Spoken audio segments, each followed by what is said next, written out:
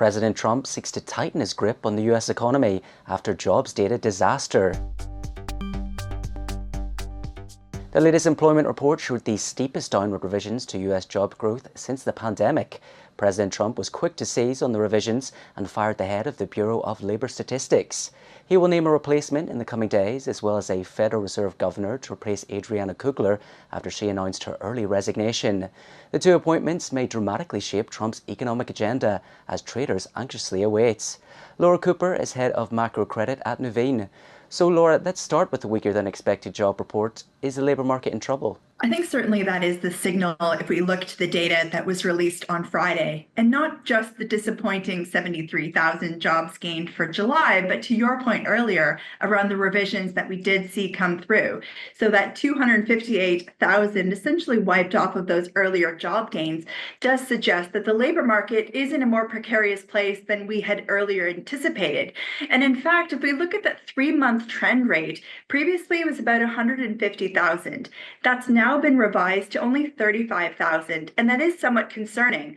But I think if we look towards the Fed and the potential policy path, they still anticipate 4.5% unemployment this year. We're currently at 4.2%. So if this trend persists, that still leaves scope for them to maintain their current guidance of essentially 2 rate cuts by the end of the year. So could these figures not shake its wait-and-see approach from the Fed? I think at this point, markets have increased their expectations for that September rate cut, certainly after that payrolls data. And because Chair Powell said that the unemployment rate is the key metric to watch for, the fact that we are seeing deterioration on that front does suggest that they are going to be in a position to cut rates. As well, we are going to see greater clarity on the tariff front now that we have seen many trade deals arranged. And I think that will open the door for them to resume cutting in September and again by the end of the year. Well, Trump's firing of the head of the BLS has raised concerns that statistics will no longer be free of political influence.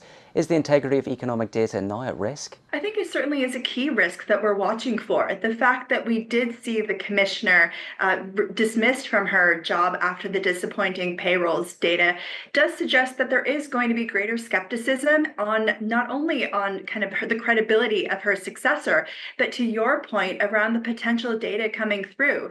Because it's not just the labor market data that comes from this department, but as well the inflation data, the key CPI data. And I think markets will kind of have a degree of caution around those upcoming data prints, particularly if it does show something that is maybe not aligned with what the US administration would hope to see come through from the data. Meanwhile, Kugler's exit has handed Trump a sooner than expected opportunity to appoint a Fed governor.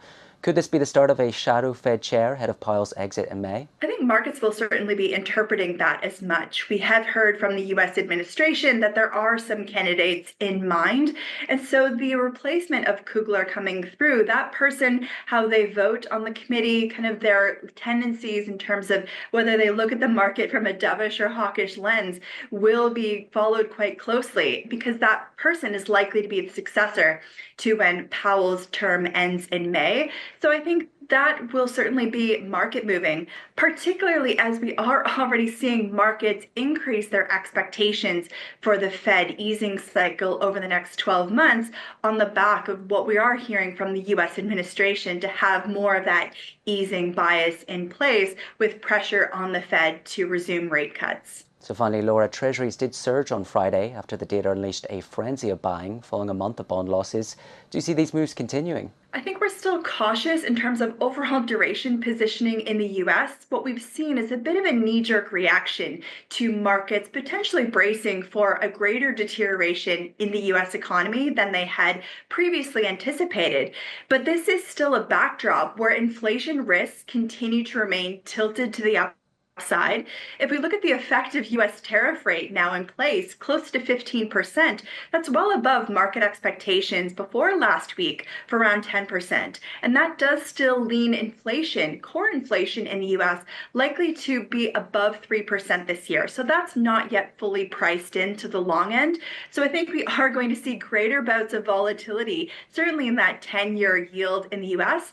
And we're still positioning at the front end of the curve where we think there's greater income opportunities and less exposure to some of those significant market moves ahead.